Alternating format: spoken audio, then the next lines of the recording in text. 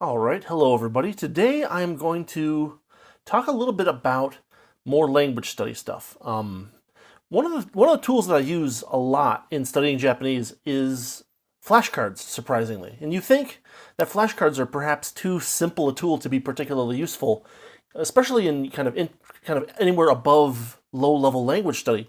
But I found that they can actually be pretty useful as long as you're careful to observe a few points about how to use them. Um, so I've been using flashcards to study Japanese for a long time. I have a lot of them, like hundreds of them. The way I make them is I take regular old 3x5 index cards and I cut them into quarters.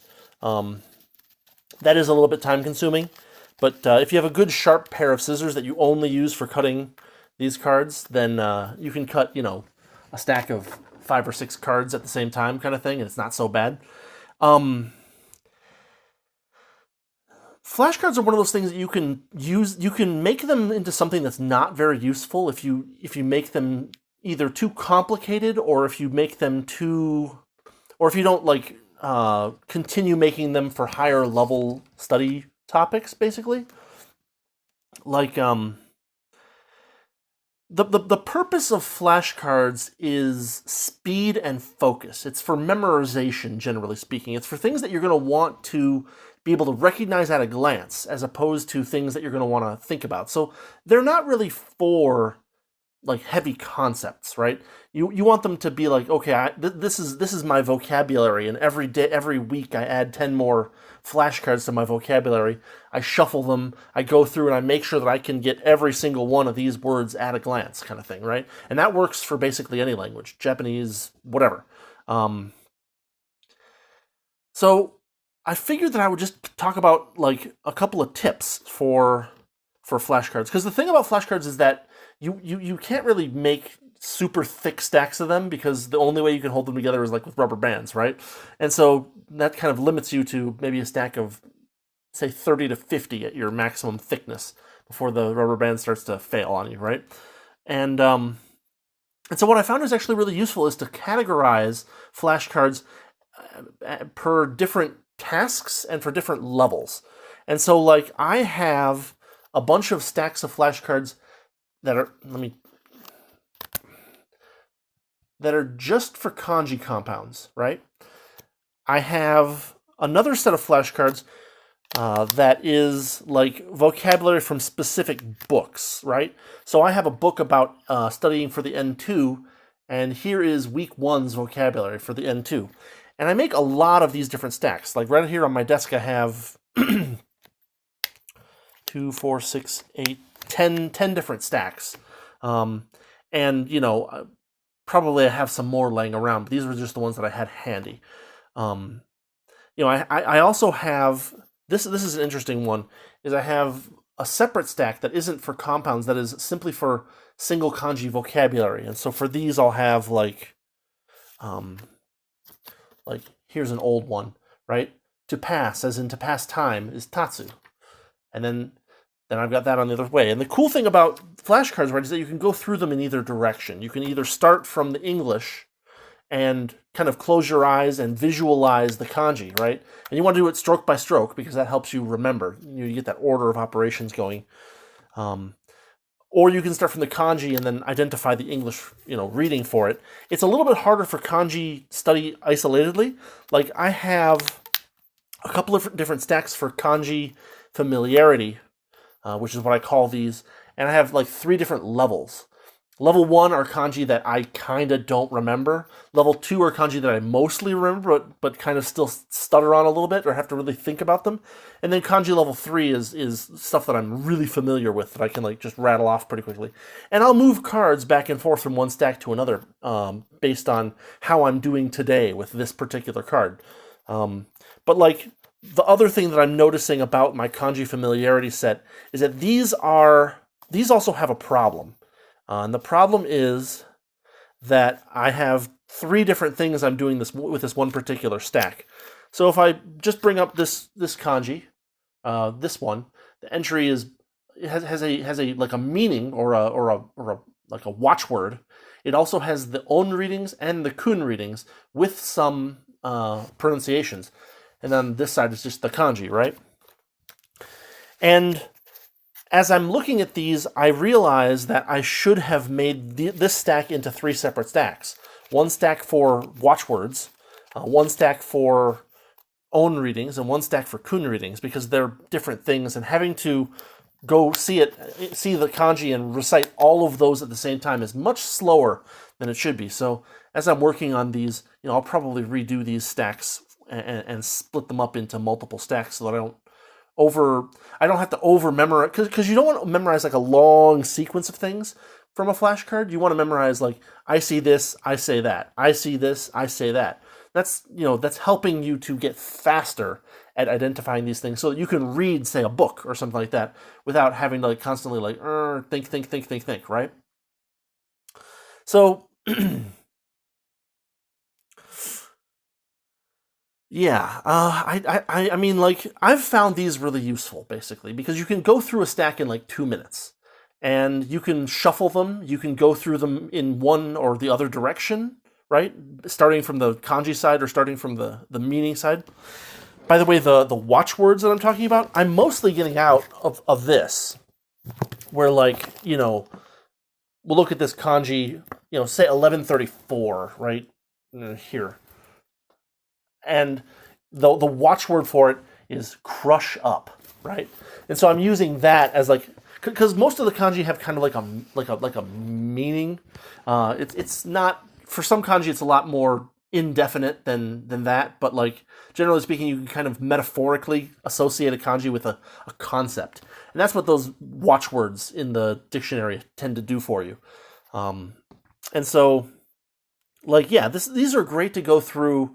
And just like, I have 10 minutes, I'm going to go through 3 different stacks of these. I'm going to go through my low familiarity kanji. And in addition to, trying to remember what the kanji is, I'm going to write it 10 times each time I go through one of these cards, kind of thing. I've found these to be really handy. And I didn't think they would be that handy when I first started making them. I thought that these would be kind of like a tool that I kind of like use while I'm still at early level, low level study of stuff. And it turns out that they're actually way more handy than that. They are really good for, because after I came up with the idea of having different kanji familiarity levels, they went from being like just a tool to memorize things to a tool to memorize and evaluate my understanding of concepts and memory of concepts, right? Because if I'm going through the two stack, and I find something that completely stumps me, I put it back in the 1 stack, and then I go through the 1 stack a couple of times. When I'm going through the 3 stack, I don't bother writing it 10 times out. But when I'm going through the 1 stack, I do, right? Because these are the ones that I still don't have in my brain. And so more repetition helps. So,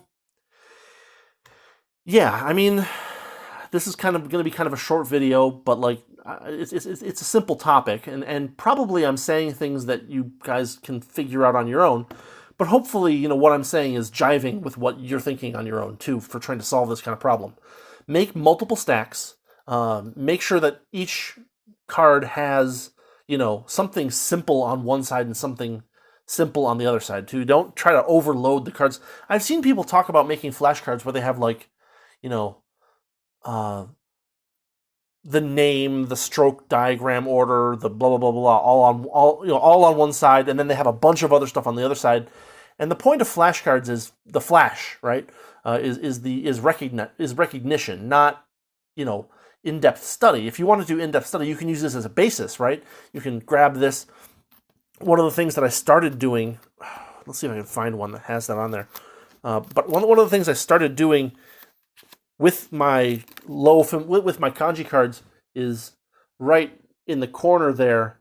I have the number of the kanji in the New Japanese Kanji Dictionary, and the purpose for that is that if I'm having trouble with it, I can go back and I can look at that entry in the dictionary really quickly, which makes it really easy for me to like find more study material for something I'm having trouble with, right?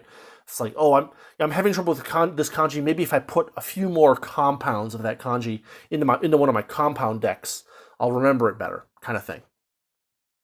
So yeah, I mean, hopefully this isn't news to you guys. But I mean, like the utility of these was news to me after I started using them, because you can sit and you can stare at a book, for hours and hours and hours, and like feel like you're not making progress, and that can be very like discouraging sometimes.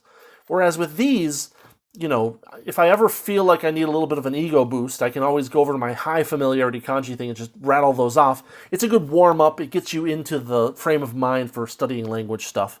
And then I can move up to my low familiarity kanji. Um, okay, so in summary, number 1, multiple stacks. Number 2, simple contents. Nothing too complicated on either side. Here I have, for one of my compounds, I just have the kanji version. I have the reading, and I have what it means in English there, right? Pretty simple. Spread things out if you can, because the purpose of flashcards is for them to be quick. I am making this is a mistake here when I have, when I have all of this crap on one side of a flashcard. This is an error, and I need to fix this. Yes, this is what I should remember about this kanji, but really I should be remembering the watchword and the on and the kun readings as different things, which takes up more cards, but that's okay because they don't take up a lot of space. So yeah, multiple stacks, quick information on each side. Go through it quickly, shuffle them, be able to go through them in one direction, starting from one side or starting from the other side. Don't be afraid to stack them by difficulty level. That can be very helpful. Don't be afraid to move them around, and don't be afraid to add a new category for flashcards if you think you need it. It's a really helpful tool. It's something that you can spend 10-20 minutes a day on, and you can really excuse me, you can really increase the speed at which you recognize these things. And this is the kind of thing that can transfer over to pretty much any language. Doesn't matter what, or even any relatively simple area of study, something where there's memorization needed as opposed to understanding the detailed complexity of a system, right? I don't think you would use flashcards to memorize mathematical solutions to problems, but maybe you could. I don't know. Way more useful than I thought when I first started. And this is one of those things where it's just every time I make more of them, I feel better about it because I'm just making it really helps me make faster progress and improve the rate at which I recognize things. I see this is compounds too. So yeah, that's about all I've got for today. Just a recommendation for flashcards for language study, especially Japanese, because there's so many characters to remember. And going through these really quickly can be a quick and satisfying way to both kind of get yourself warmed up and also to evaluate where you're at in the study of certain kanji. Because when you're going through them, you can set them into separate piles. Be like, I got this one. I didn't get this one. I got this one. I didn't get this one. I didn't get this one. I got this one. And then you can figure out what to do with those piles once you're done going through it. You can shuffle them so that you don't because if you go in a book, right? If I go into my essential kanji book, right, which I'll probably do an episode or video on this at some point. This is a great little book, but every time you go through it, you're just kind of reading the kanji in the same order. And that what you can do is you can trick yourself because you remember things in a sequence, but you don't remember them independently. By taking flashcards and shuffling them, you get rid of the sequentialness of things. And so that way you don't remember that, oh yeah, prosperous is the kanji that came after crossing over or passing over, right?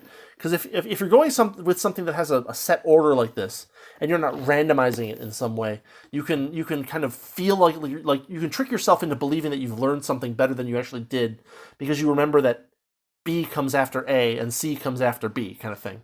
With flashcards, you can shuffle things so that you don't have to, so that you never can rely on that memory to do things, and you have to look at the thing independently and not with relation to something unrelated to it that came before it, right? So that's another useful thing for these guys, as opposed to like going through a book over and over again. So, the other thing about them that's kind of fun is that if you're doing a project, like a translation project, you can make a stack of note cards for the vocabulary of just that particular project. So this is the first 3 chapters of the Ibarakasen Toho manga, right? So I've been going through this chapter by chapter, and I get vocabulary for each chapter, and I write it down, and I translate it. But like at the same time, I made some flashcards for the first 3 chapters because I thought it would be a good thing to help me memorize those topics, those terms, those compounds especially. So yeah, I think I've got it down. I've explained how I use them. I've summarized, the tips and tricks on how to use them. I've talked about like shuffling and going through them in different directions. I've talked about keeping them simple. I've talked about ranking them by like familiarity level and moving those around as necessary. I think we're good. Yeah, it's Friday. I think next week is Thanksgiving, isn't it? So yeah, will I do a video on Thanksgiving? Probably not. I might take Thursday and Friday off. We'll see. Anyway, that's all I've got for you for today. So yeah, what am I currently reading, if anything? I'm probably going to do another book from the Lensman series soon, and then I've got a couple other books that I've been wanting to read, so I'll probably be doing reviews of those in the near term.